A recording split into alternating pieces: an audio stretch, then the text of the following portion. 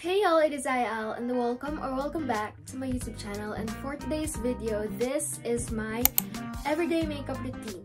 This is, ano ba to? Tutorial or something, pero I just want to share to y'all kung ano ba yung ginagawa kong makeup araw-araw. So without further ado, let's get on with our video. So una natin gagawin is I'm going to clip my bangs kasi nakaka-disturb sila, guys. Hindi ko kaya mag-makeup ng pinaka-ano sa mukha ko, kaya dapat palaging walang ano dyan, sagabal, ganun. Minsan ang ginagawa ko is diretso tinted sunscreen na agad ako kasi hindi fit itong moisturizer ko dun sa tinted sunscreen ko. Pero ngayon, I am going to do my other routine, which is itong gagawin ko ay naglalagay ako nitong moisturizer from the Originote. Actually, dalawang variant to. Yung isa is yung color white, tapos ito yung clear. Ito yung pang umaga, tapos oh no, may buhok.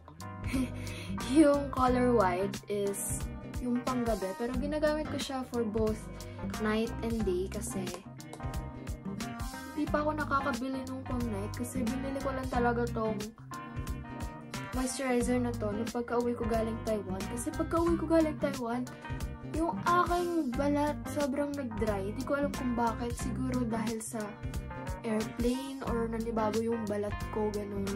Pero sobrang dry talaga, as in nagbibitak-bitak yung face ko nun. So while we're waiting for that to dry, lalagay ko na yung aking earrings.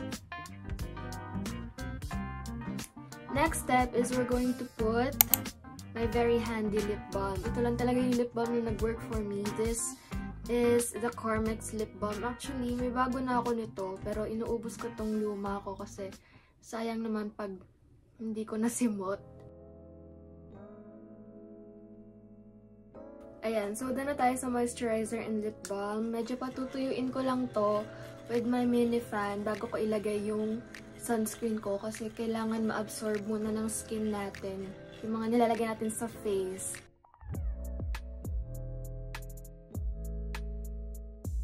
Next thing that I'm going to do is put sunscreen. Of course, di pwedeng makalimutan ng sunscreen, guys. I'm using this, the Originote na sunscreen. Dati ang ginagamit ko is yung Fairy Skin. Kung kailangan ko kasi ng sunscreen na parang watery yung texture, ito na agad yung binili ko kasi that time, yun nga, kakauwi ko lang sa Taiwan, and yung ginagamit ko na sunscreen that time is yung parang thick yung consistency niya, and ayun, dry kasi yung skin ko. Pinipilit ko talaga na parang combination skin ako, pero dry talaga siya eh. Parang it leans more to dry. Kaya, yun, bumili ako na, sabi nila watery daw to. So, ayan, hindi siya ganun ka-watery like yung Fairy Skin, pero hindi rin siya ganun ka-dry gaya ng mga dati kong ginagamit.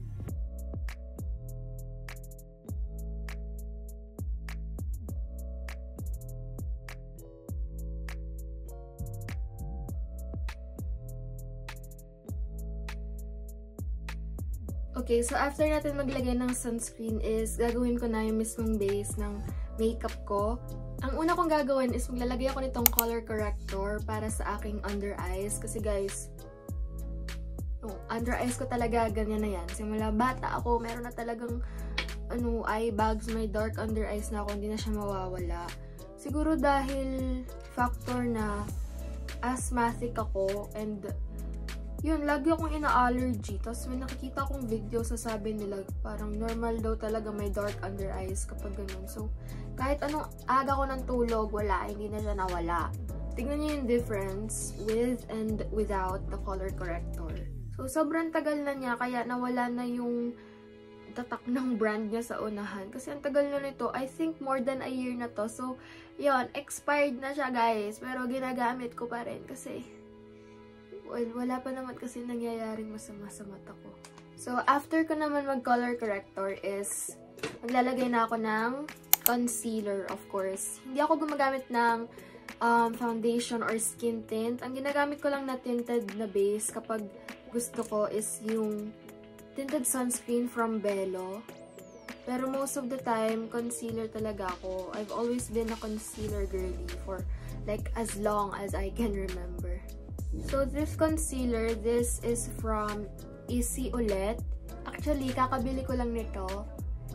Kasi yung ginagamit ko talaga is this one from Lucky Beauty. Pero tignan nyo naman, simot na siya. Tapos ang dumi pa. Kaya nag-try ako ng Easy. Pero parang mali na ko akong shade kasi dapat mas light pa to eh. This is, the NL2 shade. Pero siguro kumuha ko ng mas light.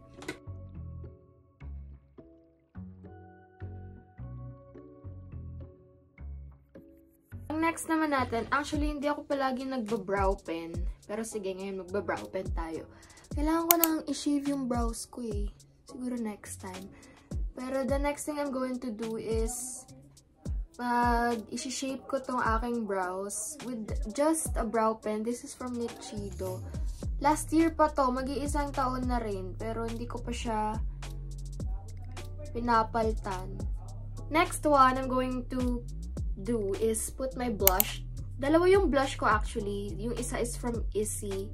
Tas ito, this is from Vice Cosmetics.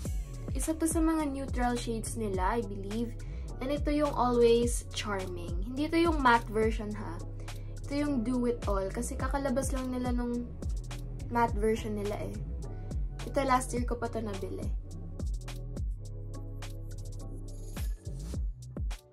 After ko mag-blush is naglalagay ulit ako ng onting layer ng mascara. Ng concealer sa aking under eyes. Para lang maganda yung pagkaka-blend out niya sa balat ko.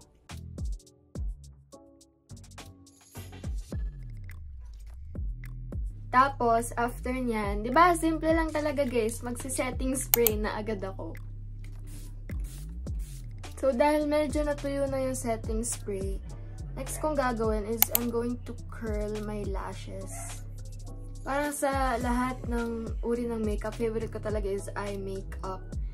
Hindi pwedeng mawala, no? Wala akong mascara and eyeliner. Parang yun talaga yung staple ko. And, of course, lip gloss. Yan. So, look at the difference ng naka-curl and hindi naka-curl. And then, for my mascara, I'm going to use this from Kiko Milano. Ito yung Extra Sculpt Volume Mascara nila. Rin talaga bumili. Kailangan ko na mag-restock. Pero, ang pricey rin kasi ng Kiko, guys. Like, hindi pwedeng pag sinabi kong bibili na ako, bibili na agad ako. Kailangan natin magtipid. Do you see the difference, guys? See?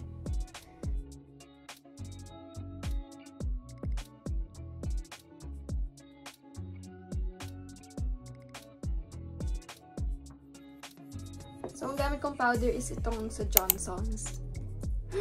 Oh my God. Ito yung gamit ko ng baby ako. Hanggang ngayon, gamit ko pa rin siya.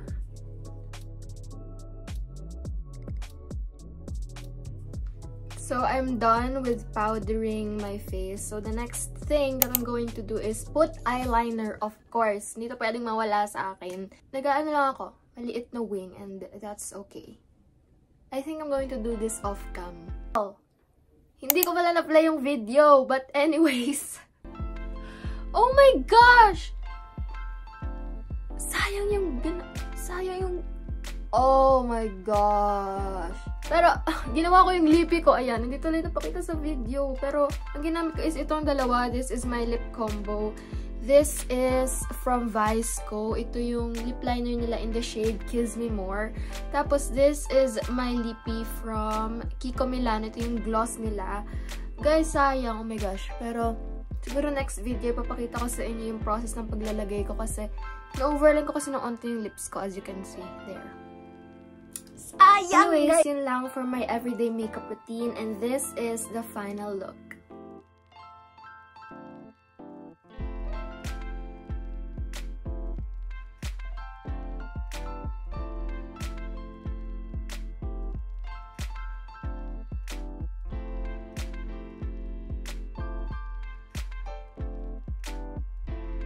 So that's it for today, guys. I hope you enjoyed this video. Please be sure to like, share, subscribe, and hit that notification bell button and comment down below for shoutouts and suggestions. That's all for today. Always stay safe and be happy.